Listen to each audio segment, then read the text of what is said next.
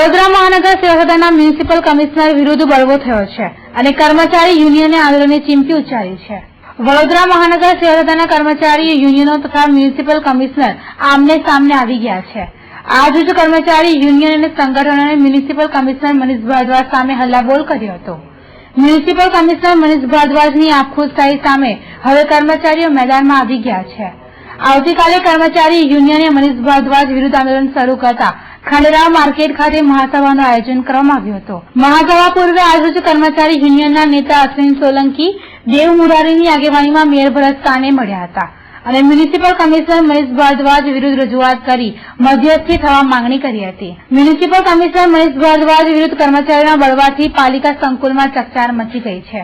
મનીષ ભારદ્વાજની નીતિઓથી કર્મચારીઓ ભારે નારાજ થઈ ગયા છે, જેને લઈ યુનિયને આવતીકાલે મહાસભાનું એલાન કર્યું છે. પરંતુ મેયર સાથેની મુલાકાત બાદ આવતીકાલની મહાસભા હાલ પૂરતી મુલતવી રાખવામાં આવી હોવાનું જાણવા મળ્યું છે.